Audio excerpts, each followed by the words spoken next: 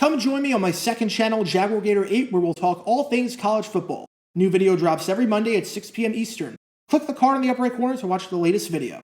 And now, on with our feature presentation.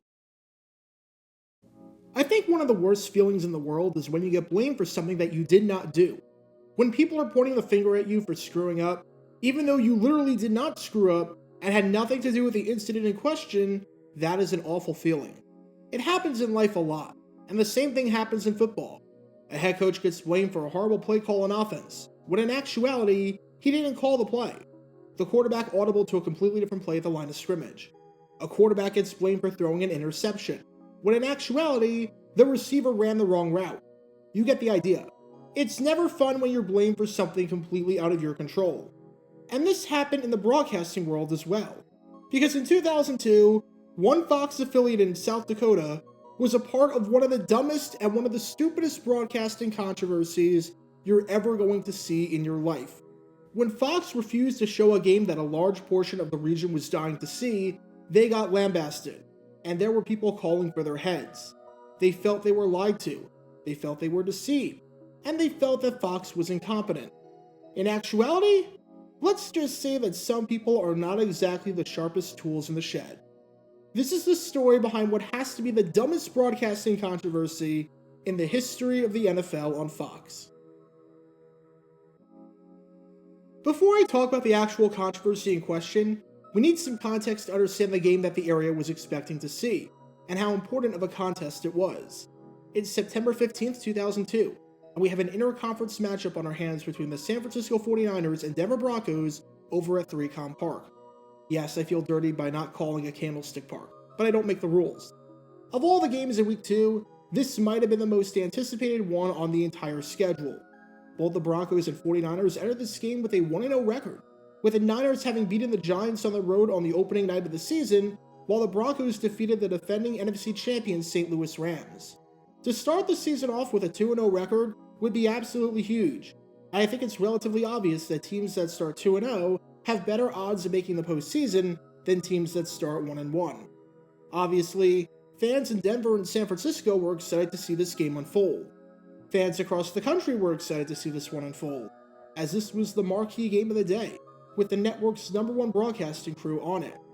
And for fans of the NFL in the city of Rapid City, South Dakota, they could not wait to watch this game take place. Rapid City is the second largest city in the state, only behind Sioux Falls. And for football fans in the region, a lot of them had their allegiance tied to the Denver Broncos. It's not hard to see why the Broncos were the premier team in the region. For one, they had a ton of recent success, and recent success breeds fans, because people want to root for winners. The Broncos had just one season in their last 8 years with a losing record, so they were always in the hunt. They won 2 Super Bowls in the past half-decade, winning Super Bowl 32 in the 1997 season and Super Bowl 33 in the 1998 season. They made it to 5 Super Bowls in the past decade and a half. When you have a team that wins a lot, and had a period where they had incredibly recognizable and talented players like John Elway and Terrell Davis, it's not surprising that the Broncos had fans all over the country, but especially in Rapid City. Number 2, South Dakota doesn't have an NFL team, and a lot of times in cities that don't have teams, the residents will root for the team that's closest to them. Not that any team is super close to Rapid City, but if there was a local team, it was the Denver Broncos.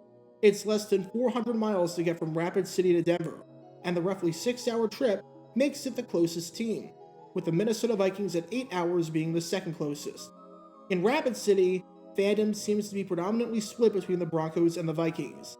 And back in 2002, because of the team's recent success, the Broncos seemed to be winning the battle for supremacy in the city. As one longtime Rapid City resident, Tony Hensley, said on how allegiance was split in Rapid City, you're either a Broncos fan or a Vikings fan. And number 3, a lot of times, you become a fan of teams based on how often you get to watch them play. Generally speaking, people don't like putting in effort to enjoy something. You do something that requires the least barrier for entry. As it applies to the NFL, it means that if you want to root for a team, you're more likely to root for your local team, where you don't have to pay to watch the games, and where you're naturally exposed to material on said team through newspapers and friends and local sports radio than you are an out-of-market team, where since this is 2002 and the world of streaming didn't really exist, you'll need to pay for Sunday ticket or go out to a bar to watch your team play, and go out of your way to find ways to get exposure and knowledge about your team. And for fans in Rapid City, they got a lot of exposure to the Broncos. I dug through the Rapid City Journal, which is the main newspaper outlet that serves the city, which at that point held just over 60,000 people. In 2001, the Broncos had 5 nationally televised games, including one on Thanksgiving against the Dallas Cowboys, which I talked about in a previous video of mine.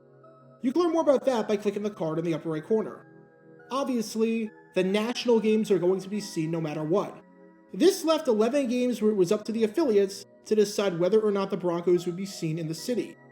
And all 11 times, whether it was CBS or Fox that held the rights, the Broncos were the team shown.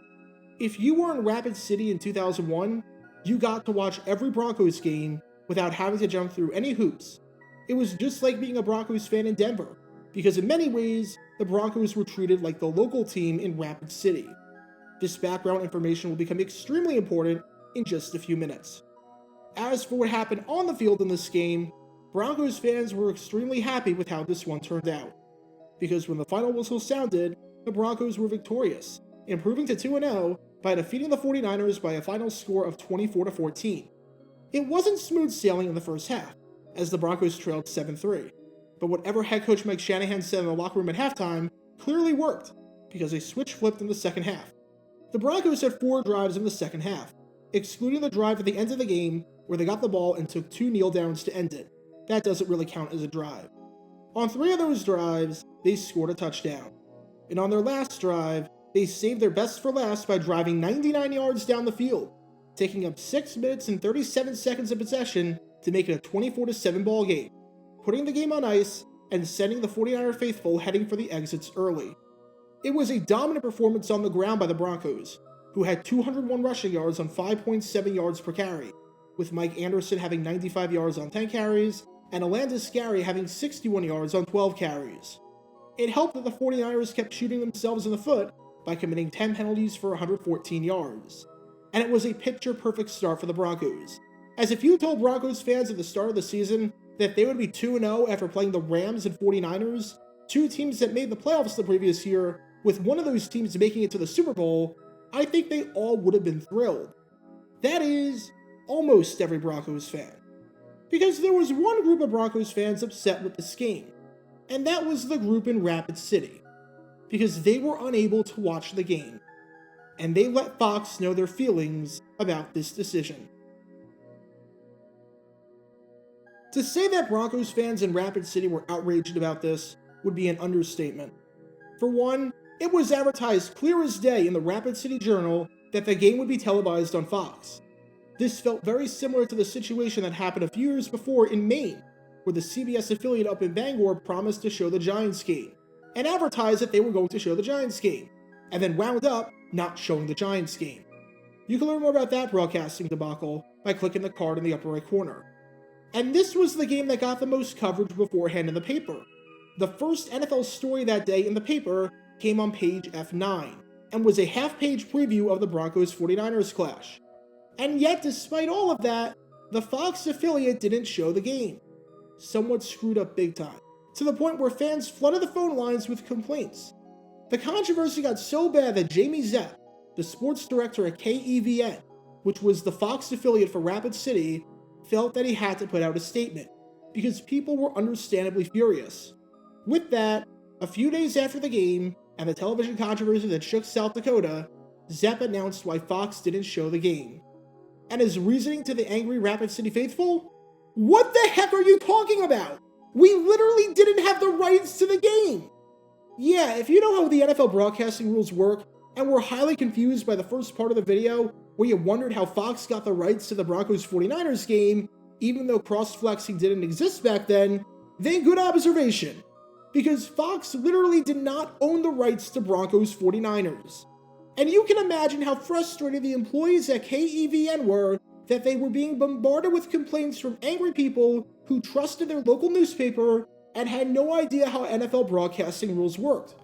You know that Zepp wanted to say, "You guys are idiots," but he took a way more diplomatic approach to putting out a statement, and took the time in his statement to explain how the broadcasting rules work to any NFL fan that have been living under a rock for the last 30 years, since they literally always work like this.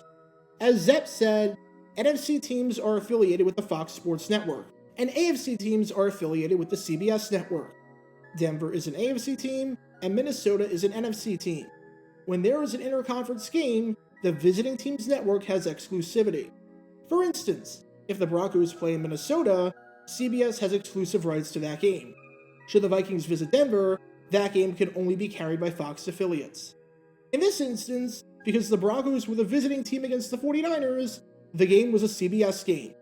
Zepp, in no uncertain terms, was saying, "Don't blame us for not showing the game, because we never even held the rights to the game in the first place." So that raises two important questions that still have to be answered. Number one, how did the Rapid City Journal make that critical mistake in the first place that sent fans into an angry rage? Especially when a mistake like this seemed incredibly obvious for anyone who knew even the slightest thing about the NFL on television. Well, the newspaper took a complete cop-out approach that I have no respect for whatsoever. Not only did they not apologize for the error, but they blamed the problem on someone else. Because according to them, they were reliant on the Associated Press television schedule. In other words, don't blame us for our errors sending the football fans here into a frenzy. Blame the Associated Press. But here's why that excuse is so stupid. Outside of the obvious thing being that newspapers have a duty and an obligation to fact-check everything that they put in. Number one, the Associated Press television schedule indicated that CBS would air the Broncos 49ers game. At no point did the AP ever indicate that Fox held the rights to the game. So why are you placing blame on the AP for that? That's like saying I got the question 2 plus 2 wrong on a test because I wrote the answer 5. But the reason I wrote the answer 5 was because I was looking at my friend's test, who wrote that 2 plus 2 equals 4. How does that make any sense? And number two, your newspaper's own TV guy, the day before, listed that the Broncos 49ers game was not going to be televised in Rapid City. It was going to be Packers Saints on Fox in the early slot, and that was all that the network had, because CBS held a doubleheader. So that excuse by the newspaper as to why they got it wrong is pathetic, and is one of the worst cases of trying to shift the blame that I've ever seen. But number two, if CBS owned the rights to the Broncos 49ers game, why didn't they show that game? Well, like I said earlier, Rapid City was split between the Broncos and the Vikings in terms of fandom, and both the Vikings and Broncos were playing at the same time. The CBS affiliate in Rapid City, KELO, decided that they were going to air the game at the same time between the Minnesota Vikings and the Buffalo Bills, since that's what the affiliate in Sioux Falls, KCLO, was doing. No grand conspiracy or anything like that. CBS had the option to choose between one of the two local teams, and they picked the other one. I don't think KELO was losing any sleep over their decision, because Broncos 49ers was an ugly game, while Vikings Bills was one of the best games of the season, and many people consider it to be one of the best regular season games ever played. No exaggeration. There were 2 touchdowns scored in the final 3 minutes, including a 54-yard field goal by Mike Hollis with no time left in regulation to tie the game at 39 apiece. And the Bills prevailed 45-39 in overtime after a walk-off 48-yard touchdown pass from Drew Bledsoe to Peerless Price, which gave Bledsoe his first win in a Bills uniform since being traded from the Patriots. CBS definitely made the right decision from an entertainment standpoint, so neither Fox nor CBS deserve any blame here. This was just a classic case of a newspaper screwing up in a big way, forcing Fox to get blamed for something that they did not do. So what's the moral of the story? Fact-checking is everything. It is so vital, especially if you are a news outlet who has an obligation to serve the people. And even though the newspaper only messed up by 3 letters, those 3 letters made a huge difference. Nothing about saying that the Broncos 49ers game was being aired on Fox seemed to make any sense if you thought about it for 1 second, especially since you would assume that the person writing it had a basic understanding of how TV rules worked, and especially since literally every other source, from the Associated Press to the newspaper's own television guy the day before, said that it would not be televised on Fox. But if you do make a mistake like this, and yes, it was a big mistake, at least own it, at least apologize for it. Trying to deflect the blame is so cowardly and is an instant way to tank your credibility. Because after week 2 of the 2002 season, And after Fox had to fend off a ton of criticism for something that they did not do in one of the dumbest broadcasting controversies in NFL history, the Rapid City Journal rapidly lost credibility. Get your official Jaguar Gator 9 merchandise by going to jg9shop.com, and be sure to like this video, ring the notification bell, and subscribe down below if you haven't already, as it helps the channel out a lot. And be sure to check out Twitch every Wednesday night at 9 p.m. Eastern for your chance to play NFL trivia and win cash prizes. Link in the description below. If you want to see videos like this condensed down to 60 seconds, then follow me on TikTok at JaguarGator9. To see college football videos, subscribe to JaguarGator8. To see highlight videos of players throughout the history of the NFL, subscribe to JG9 Highlights. Also, special thanks to all of our Patreon supporters for helping out the channel. Your support is greatly appreciated. See how you can become a patron and request future video topics in the description below.